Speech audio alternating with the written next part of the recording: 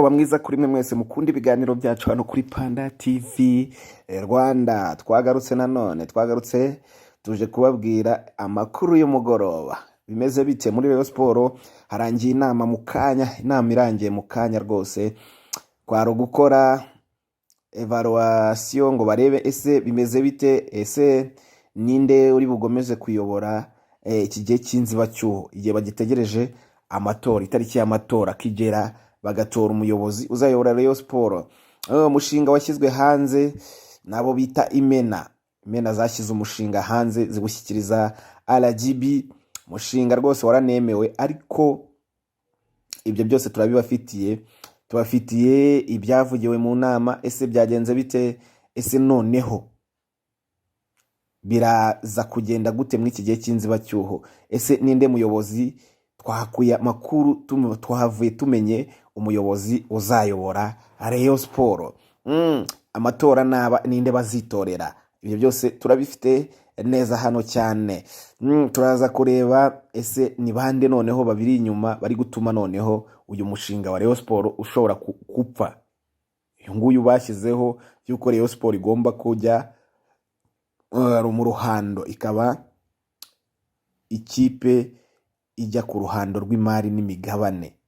Ibyo byose twarabibabwiye mu bihe byashize, ariko noneho hari abadashaka ko bigenda neza. Ibyo byo nabyo turabibafitiye neza cyane hano kuri Panda TV Rwanda. Ndaza kubabwira uburyo shampiyona yagenze, ndaza kubabwira n'umunsi derby izakinwa, itariki yamenyekanye rwose, naho izakinirwa, umukino uzakinirwa, byose ndabibafitiye hano. Ndababwira muri shampiyona uko bimeze, ndababwira hose, ndababwira muri ku mugabane w'Uburayi nabyo ndabibafitiye, aho ikipe ya Man City itsinze Southampton bigoranye 1-0.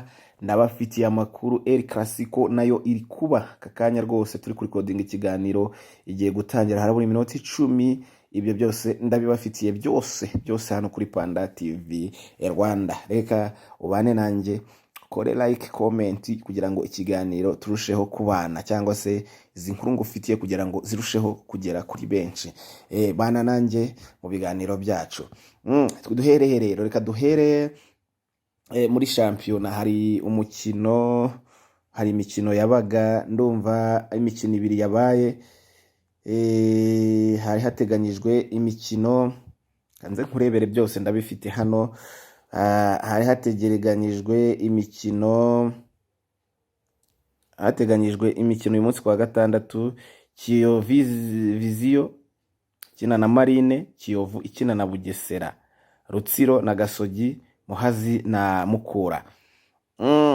Uko bihagaze rero, ikipe ya Vision yabonye amanota yayo ya mbere, iza gutsinda Marine yibabaje cyane.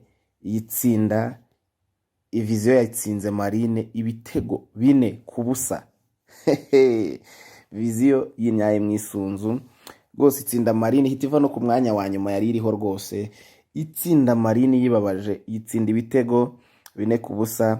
Vision isiva ku mwanya wa nyuma igira amanota 5 kuko yari ifite amanota 2. Umwanya wa nyuma iwusigaho ikipe ya Kiyovu itarabona andi manota usibye amanota yakuye ku ikipe ya AS Kigali itsinda, murabyibuka, 1-0. Iyi kipe ina manota yakuye kuri AS Kigali yatangira shampiyona, ni nayo ikifite ubu ngubu yahise ijya ku mwanya wa nyuma. Ndaje nkubwire ibyo Bugesera yayikoreye. Bugesera yaje itsinda ibitego 2-1 rwose. Itsinda isanze kuri Pele Stadium, isanze mu rugo, iraza itsindi ikipe ya Kiyovu Sport. Kiyovu Sport irageramiwe, imerewe nabi cyane.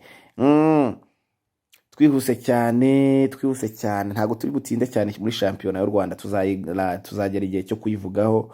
Inkuru yagiye hanze ni breaking news: decision Libya Nigeria. Icyemezo cyafashwe na CAF kijyanye n'umukino wasubitswe cyangwa se utarabaye uri mu itsinda ry'u Rwanda wa Libya na Nigeria. Libya yari kwakira Nigeria mu rugo. Murabizi ibibazo byabaye, ikipe ya Nigeria iguma ku kibuga cy'indege burwa yakira inzara irayikubita ibura aho uri kuryama, iryama ku bikapu, iryama hanze, iryama kuri sima. Iyi kipe ibintu bita gutegura rwose muri Libya, ngo yari iri kwishyura Nigeria ibyo yayikoreye, bayikubise igihano.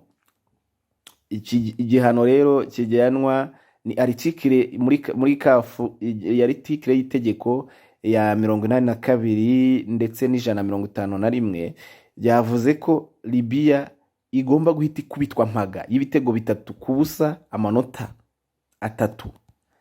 amanota 3 agahita ajya ku ikipe ya Nigeria, noneho igahita icibwa n'amafaranga angana n'ibihumbi 50 by'amadolari, USA dollars, bizatangwa mu minsi itarenze 60. Ngiki gihano Libya bahise bayikubita. No kuvuga mu itsinda ry'u Rwanda rwose iyi Libya yahise ikubitwa igihano, amanota yahise ajya kuri Nigeria. Nigeria yahise yigerera amanota yayo, amanota rwose itakiniye kubera kwakirwa nabi, gufatwa nabi. Iyi kafu yahise ifata icyemezo cy'uko yibonera amanota yayo rwose. Nuko bimeze rero. Umukino wo kwishyura iyi Libya, umukino uzabera hano i Kigali, hahise tuhamenyera byinshi. Uyu mukino uzabera i Kigali uzaba ukimara kuba, kuko uzaba mu kwezi, ndumva mu kwezi kwa 12, ukimara kuba ku itariki 7 z'ukwa 12. Rayon Sport izahita ihura na APR, babone ikibuga kirangira gukinirwaho na Rayon Sport, bazahita bagifunga, batangire bagikore neza, bareke buriya bwatsi bwongere bumere neza. Wabonye ko bwangiritse, noneho babutunganye neza, bwongere busubire ku rwego rwabwo. Nuko bihagaze. Rayon Sport izahita ikina na APR ku itariki 7 z'ukwa 12. N'ejo bundi rwose n'ukwezi kumwe kugiye gucamo, ikipe zigongera zigatana mu mitwe. Bakomeje kugenda babisubika kenshi, hagenda haza ibibazo, inzitizi, ariko itariki y'uyu mukino yamaze kujya hanze. Nuko bihagaze. 7 z'ukwa 12, itike yawe uyishyira hafi. Numvisha abantu bavuga ati ahamaki ni 3. Rayon Sport murayizi ni 3, nta mukino nta hamaki, amake ni 3, kandi nabwo itike ukayigura kare, kuko uzajya kuyigura nyuma yageze kuri 5. Nuko bihagaze.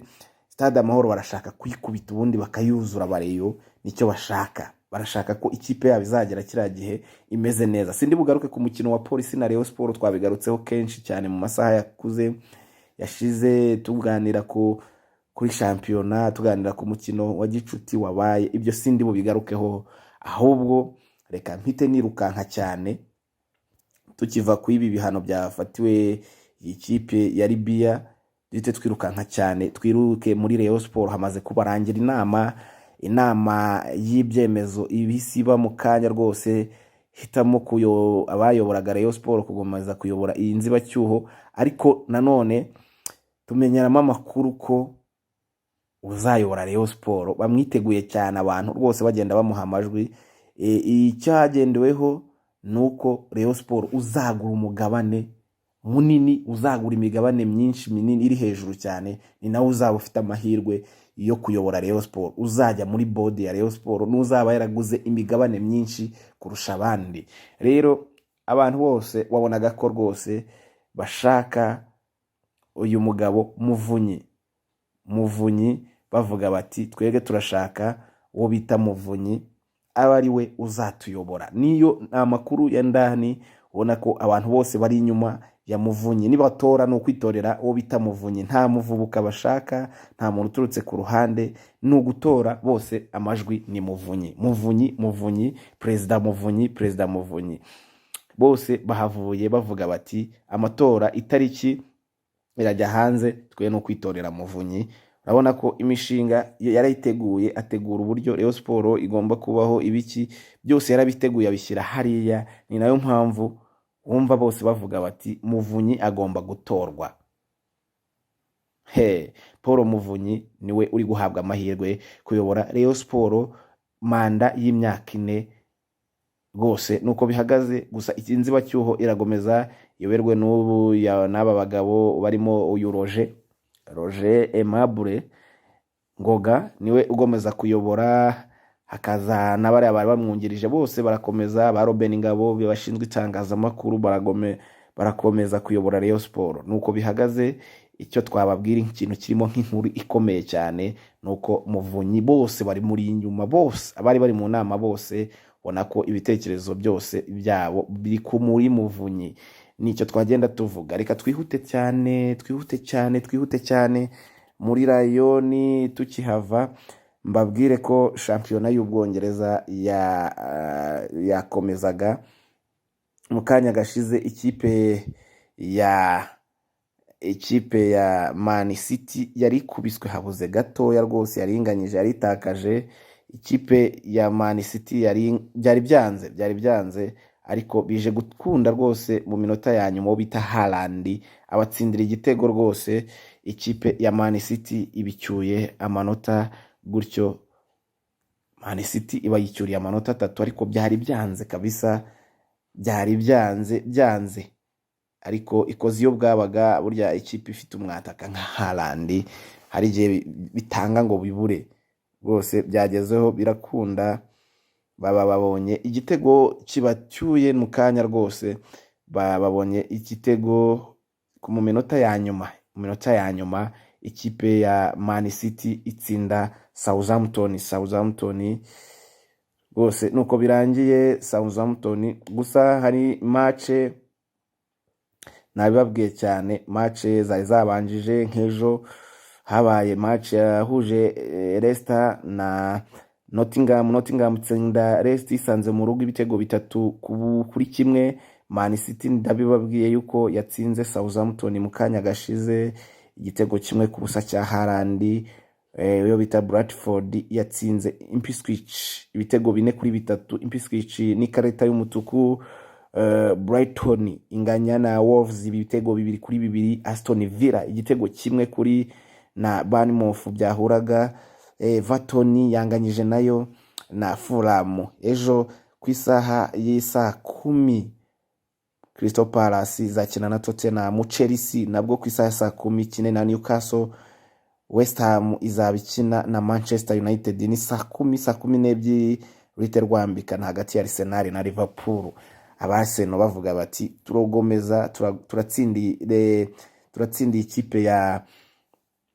ikipe ya Liverpool twikure ku mwanya wa mbere. Nuko bihagaze, nuko bimeze. Reka turebe uko bizagenda iby'iyi match nabyo tuzabikurikirana, tuzababwira. Duhite twihuta rero, match igiye kuba mu kanya, igiye kuba mu kanya gato cyane rwose, mu amasaha ya saa 3 yazageze. Match iratangiye neza cyane. Turavuga tuti El Clasico iri kuba. Ese wowe uri guhande amahirwe? Urabona ari Barca ni Real yahinduye cyane, yabanjemo abana batoya cyane bakamavinga barimo hari hagati. Wabonye ko yagiye hindura Kamavinga. Abandi ni abandi basanzwe. Rimina mwiza murabizi ko kurutwa yavunitse. Lucas Vazquez, harimo Militao, harimo Rudiger, harimo mu mutima wa defense. Mendy ari mu mutima wa defense. Noneho hakaza Bellingham mu kibuga hagati, Valverde, Chouameni, Kamavinga, Mbappe na Vinicius. Ngiyi ikipe ntago yegeza panika, ntago uyu mugabo rwose ibintu bye rwose yabyoroheje cyane. Yashyizemo abapeti ngo bagurukane n'abapeti bagenzi babo. Nuko bihagaze. Ese wowe uraziha amahirwe angana gute? Ni gute ubiha amahirwe? Se Real irongera itsinde Barca nkuko yari maze iminsi bikora, cyangwa se Barca irongera ibikore? Reka dutegereze turebe ikiri bube. Ese biragenda gute? Reka tutegereze match, turaza kubabwira uko yarangiye. Gusa match iratangiye neza cyane rwose. Maze iminota 2 itangiye biracyari ubusa. N'umunota umwe ushize itangiye biracyari ubusa ku busa. Santiago Bernabeu niho match iri kubera. Reka tubakurikiranire match, ejo turababwira kuntu match yarangiye. Iyi ni Panda TV Rwanda.